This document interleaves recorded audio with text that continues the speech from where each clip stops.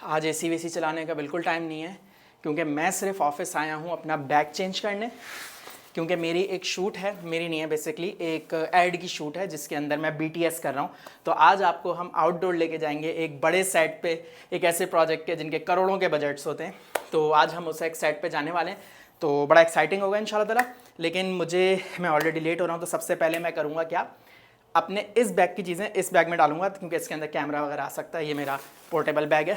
तो without any further ado, let's do. अच्छा जी, सबसे पहले सबसे मेन चीज़ हम रखेंगे अपना कैमरा।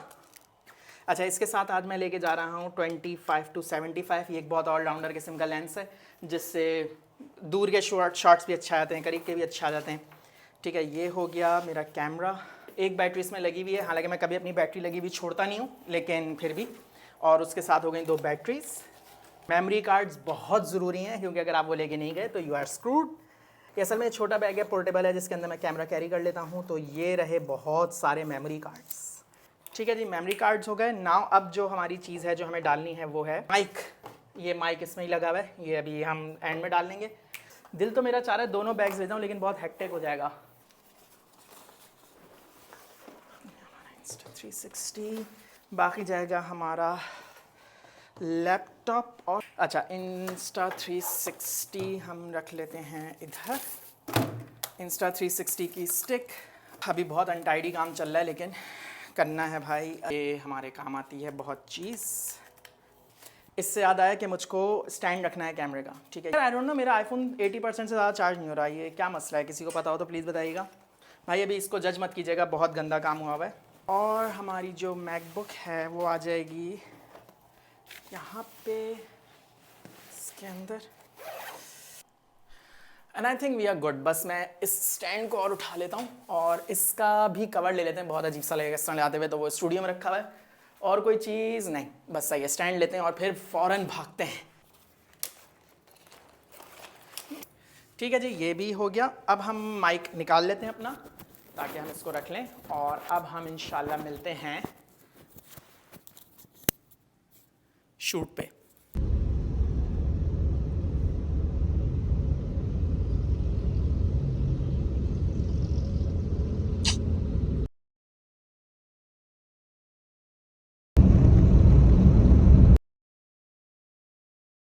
अच्छा, मैं अब सेट पे आ गया हूँ। यहाँ पर वो ऐड चल रहा है जिसके लिए मैं घर से निकला था। तो मैं इस ऐड का पूरा BTS कर रहा हूँ। तो अब BTS में क्या होता है कि पूरी जो यहाँ की वाइब है वो कैप्चर करना, लोगों को एक्साइट करना उसके लिए कि हाँ भाई ऐसा कुछ आने वाला है और अब बहुत मज़ा आएगा, उसको देखेंगे। ये इतनी ख़तरनाक किस्म की लाइट्स हैं, इनके पास खड़े होकर मुझे गर्मी लग रही है, इनकी हीट इतनी ज़्यादा है। और ये इधर से बाउंस हो रही है ताकि अंदर एक खूबसूरत एक डिफ्यूज़ लाइट जाए। तो अब मैं आपको मज़ीद सेट की चीज़ें दिखाता हूँ क्या क्या होता है। मैं ब्रांड का नाम नहीं बताऊँगा, यह अनएथिकल होता है। मैं ये नहीं बताऊँगा कि क्यों कर रहे हैं, क्या कर रहे हैं, ये सब नहीं बताऊँगा। लेकिन मैं आपको वो दिखाऊँगा कि इतनी मैसिवनेस है। एक ऐड जो हम शूट देखा है, जो हम फॉरवर्ड कर देते हैं, चैनल चेंज कर देते हैं, उसके लिए कितनी मेहनत होती है। अच्छा, अभी मैं आपको ना एक बड़ी ज़बरदस्त इंटरेस्टिंग चीज़ दिखाता हूँ कि हम किस तरीके से डिफरेंट लेंसेज के साथ चीज़ों को छोटा और बड़ा करते हैं। अब जैसे मैं इस जगह पे खड़ा हुआ हूँ, ये एक सेट का हिस्सा है। अब मैं एक ही जगह खड़े होके आपको दिखाऊंगा कि मैं सिर्फ लेंस चेंज करूँगा तो कितना फ़र्क पड़ेगा, कि कौन चीज़ छोटी हो जाएगी, बड़ी हो जाएगी और बहुत बड़ी हो जाएगी। ठीक है, अब आप ये देखें, इस वक्त ये सबसे ज़्यादा छोटी है। मैंने बहुत ज़्यादा नैरो लेंस लगाया हुआ है, जिसकी वजह से ये जगह बिल्कुल छोटी सी लग रही है। और अब मैंने एकदम वाइड एंगल्स लेंस लगा दिया। अब जितना वाइड एंगल लेंस लगाया ना, उसकी वजह से देखें कितना बड़ा नज़र आ रहा है। अच्छा, अभी जो है वो सेट चेंज हुआ है। हर गाना होता है तो बहुत तेज़ तेज़ कट्स होते हैं, सब चीज़ें। तो आप ये सोचें कि हर 2 सेकंड बाद सेट को चेंज होना है, और अगर 3 मिनट का गाना है तो लगा लें कितना टाइम लगेगा। और एक सेट चेंज होने में आधा घंटा तो लग ही जाता है। अब जैसे कि ये सेट चेंज हुआ है, अब वो नए एंगल से नए चीज़ें हैं, नए वार्डरोब, ईच एंड एवरीथिंग। तो कहने का मकसद ये है कि यार बहुत मेहनत लगती है एक ऐड बनाने में, और लेट अलोन एक गाना।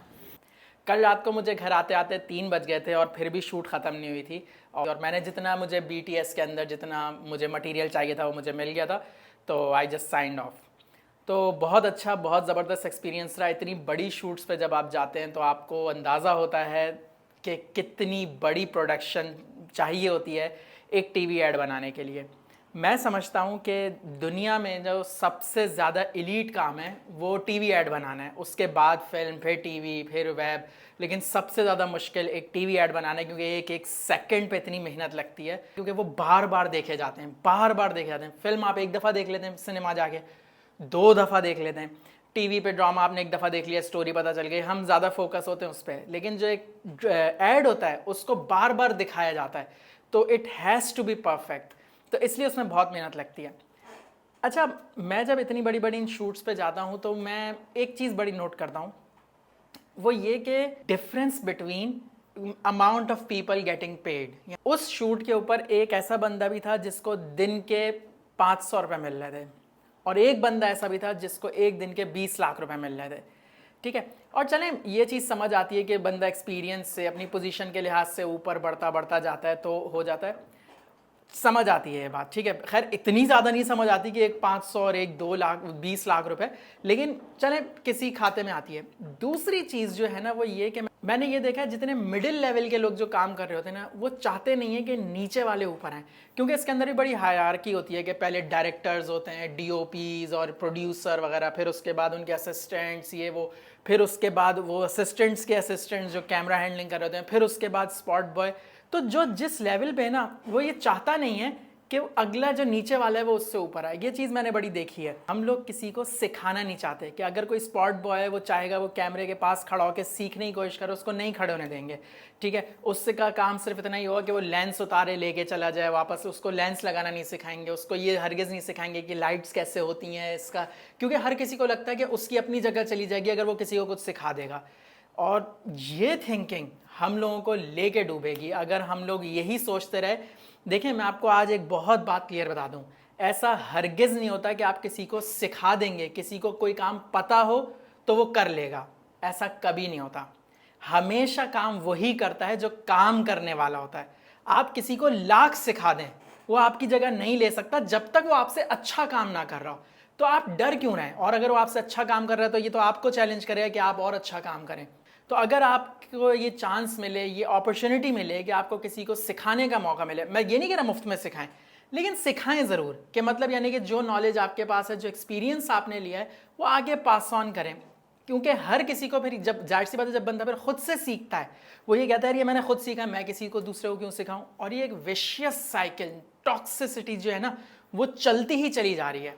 तो अपना जो आपके पास इल्म है, मैंने जो चीज़ सीखी कल जाके वो ये कि जो चीज़ मुझे आती है ना, मैं दूसरों को बहुत बड़े दिल से कन्वे करूं। मैं ये नहीं कह रहा फ्री में कन्वे करूं, हरगिज़ भी नहीं कह रहा। मैंने अगर अपने एक्सपीरियंस से सीखी है तो मैं उसके पैसे चार्ज करूंगा, लेकिन आप सिखाएं ज़रूर, सिखाने वाले बने, लोगों से छुपाने वाले ना बने। मैं सिर्फ अपने ही ऊपर चीज़ें रखी हैं, मैंने आपको नहीं बताया कौन सा ब्रांड था, क्या हो रहा था, कुछ भी था, ये एथिकली अच्छी बात नहीं है।